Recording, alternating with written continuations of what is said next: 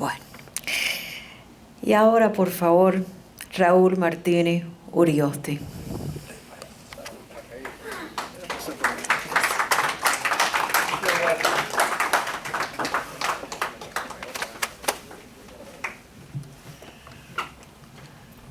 Voy a tratar de ser breve, aunque a veces cuesta trabajo.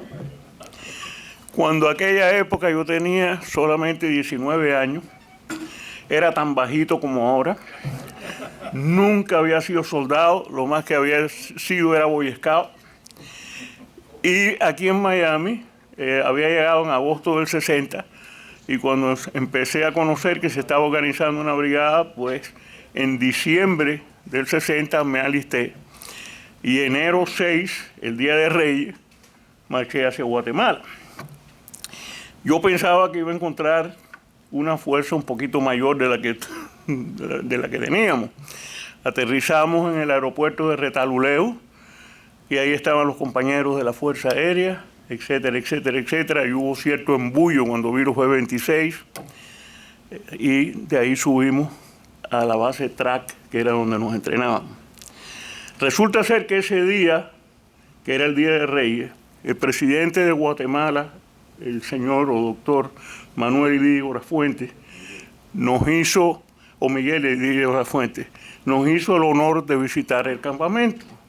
Entonces se había organizado una pequeña parodia de lo que es una parada militar y las distintas unidades desfilaron por la explanada de la base TRAC, que era donde estábamos. Todavía los que habíamos llegado ese día no teníamos asignado ningún batallón, ni mucho menos, estábamos sencillamente por ahí dando vueltas. Y en el desfile ese, el primer batallón que estaba caminando o marchando era el batallón de paracaidistas. Y resulta ser que yo tenía varios amigos de Cuba. Carlito Barona era uno de ellos, Oscar Seragio Mayo era otro, en fin. Tan pronto terminó el desfile, Néstor Pino, que era compañero mío de los Boy Scouts de Cuba, era jefe de una de las compañías del batallón de paracaidistas. Entonces yo le pedí a Néstor que yo quería incorporarme a la unidad de ellos, entre otras cosas porque marchaban mejor que los demás.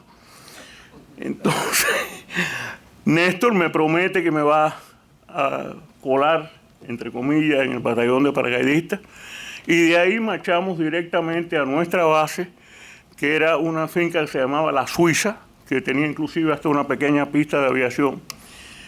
Y nosotros teníamos un jefe muy deportista, que en paz descanse, que era el señor Alejandro del Valle.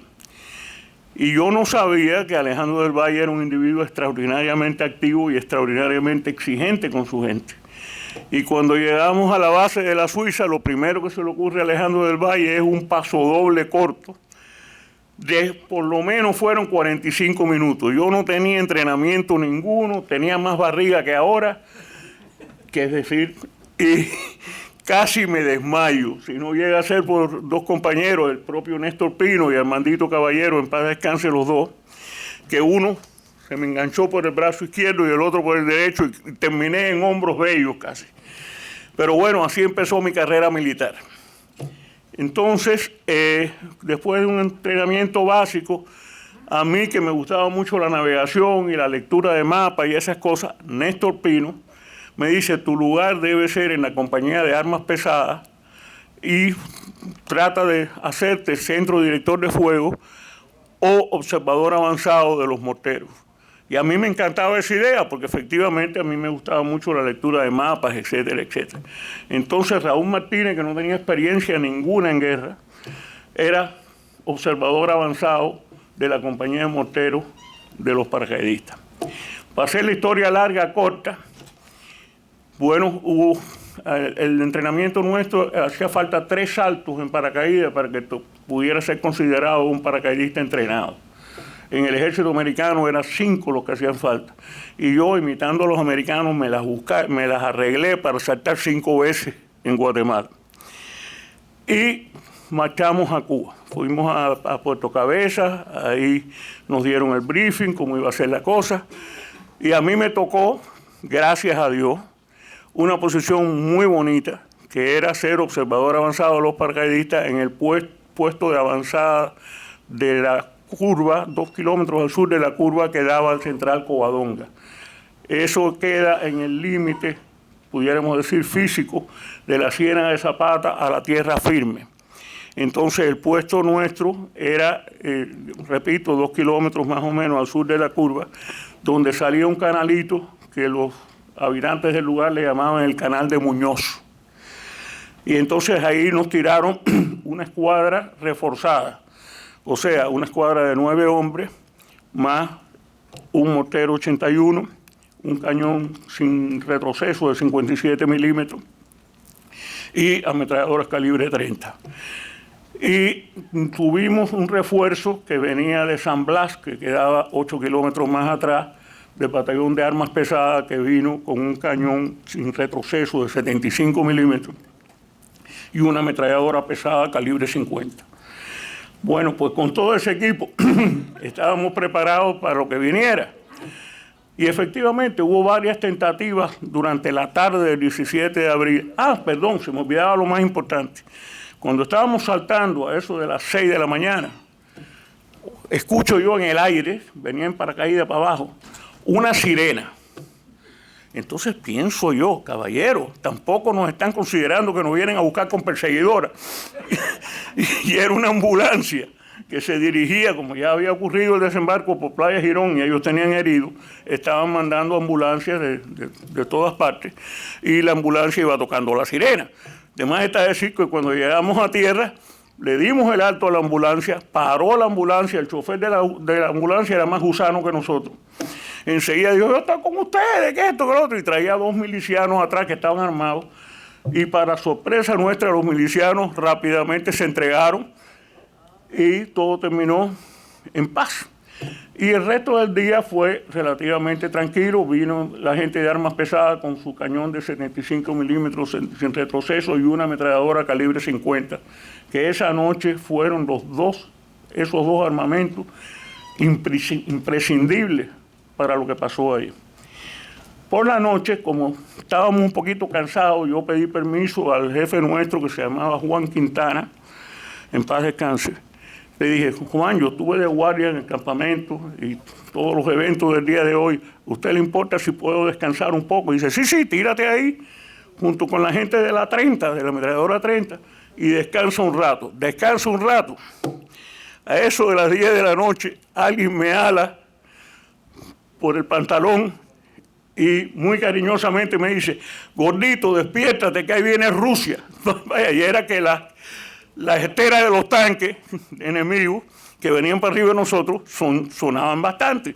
Y él, pensando que eran tanques rusos, en vez de decir, ahí viene el enemigo, me dice, prepárate que ahí viene Rusia. Imagínate tú que ahí viene Rusia. Bueno, más tiempo me lleva a contarlo que lo que pasó. Ahí mismo el bazuquero nuestro le dispara a un jeep. Ellos eran muy inteligentes, mandaron un jeep delante de la columna de tanques. Eso no se le ocurre a nadie, pero a ellos sí se le ocurrió. Entonces el bazuquero nuestro vuela el jeep, le tira un cohete de bazuca y resulta ser que parece que le dio en el tanque de combustible y el jeep se convierte en una llamarada enorme. Toda la oscuridad que había ahí se convirtió como si fuera de día. Y el tanque que venía atrás empieza a darse banquete con la ametralladora pesada de arriba de la torreta y nos mató a unos cuantos de nosotros. Mató 3 del lado sur de la carretera y en donde estaba yo, que era el lado norte de la carretera, mató a otros 2 compañeros nuestros, a Osvaldo Díaz Milián y a Justo Montes de Oca. Pero con todo eso tuvimos suerte. Teníamos una ametralladora 30 ahí y con la ametralladora 30 un bazuquero voló el tanque tirándole por atrás del otro lado y con la ametralladora 30 nos ocupamos de la infantería que venía por la cuneta. Y pudimos aguantar bastante bien hasta que llegó un jeep de San Blas a vernos allá adelante, que alguien había dicho lo que estaba pasando allá adelante. Y entonces el señor del Valle, que era el jefe nuestro, nos ordenó que fuéramos a reforzar San Blas, puesto que ya nosotros habíamos cumplido adelante lo mejor posible. Y había otro frente en Yaguarama, que también había aguantado bastante bien. Entonces nos concentramos todos en defender San Blas. Ahí tuvimos la inmensa suerte de que estaba también una compañía del batallón de armas pesadas, que tenía morteros 4.2. Y teniendo nosotros los mapas de la zona y teniendo las armas pesadas de los morteros 4.2, marcando la carretera claramente, desbaratamos lo que venía detrás de nosotros. Aquello fue algo parecido a lo que estaba contando el chino que pasó en Playa Larga, pero con la diferencia de que no era aviación, era morterazo de 4.2. Cada granada de 4.2 pesa como 60 libras y son 60 libras de explosivo.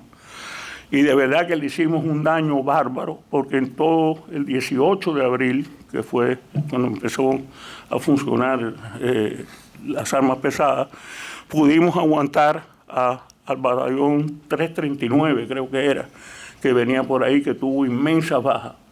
Creo que Fidel Castro se manifestaba hablando muy bien de ese batallón, pero prácticamente el batallón quedó aniquilado. Eso nos permitió resistir el 18 entero y parte del 19 de abril sin que tuviéramos que dar ni siquiera un paso atrás. También rechazamos otro ataque que venía por la otra carretera de Yaguaramas. En San Blas se unían dos carreteras, la que venía de Covadonga, que era donde veníamos nosotros, y la de Yaguaramas, que venía la compañía C del batallón nuestro también, que aguantó bastante bien ahí adelante. Entonces, unidos todos, defendimos San Blas hasta el final, y después vino la famosa orden de irse para el monte al nivel de la escuadra o al nivel individual, porque lo que venía para arriba de nosotros era imposible resistirlo. Entonces yo salí hacia el noreste por un caminito.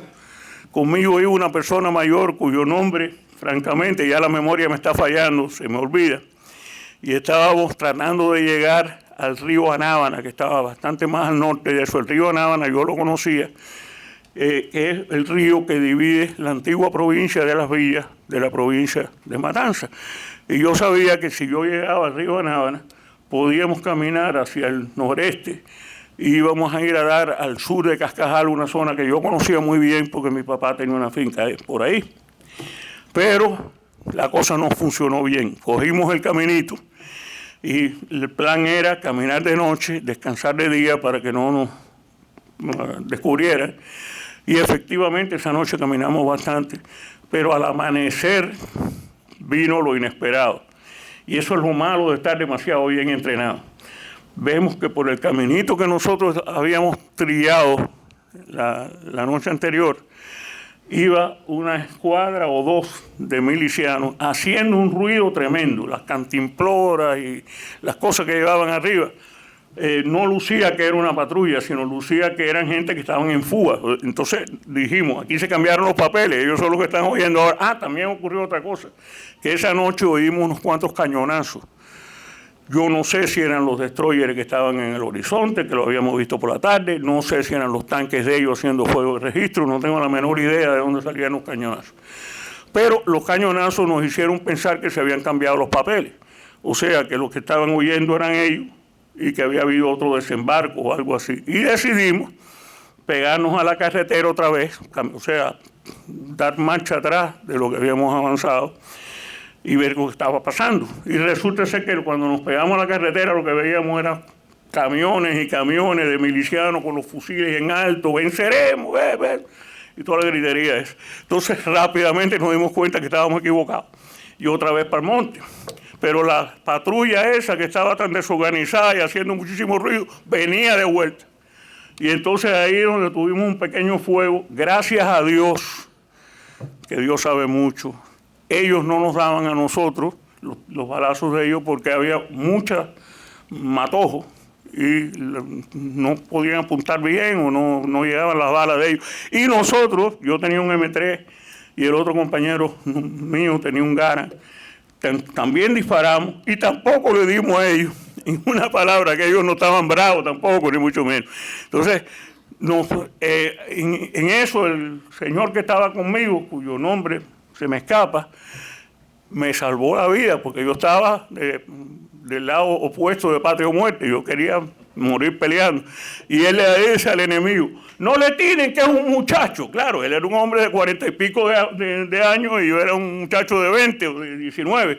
Y no le tiren que es un muchacho, no le tiren. Y en eso me sale un miliciano por la izquierda, que no sé de dónde salió, y yo estaba cambiando un magazine del M3 y me dice, muchacho, ¿qué estás haciendo? Y yo, muy inocentemente, cojo el M3 y digo, nada, y solté el M3. Esa fue la rendición de Raúl Martínez. De ahí fui conducido a Tráfico y Transporte, que era donde los primeros presos nos concentraron, después el Palacio de los Deportes, el Hospital Naval, el Príncipe y lo demás es historia. Muchísimas gracias.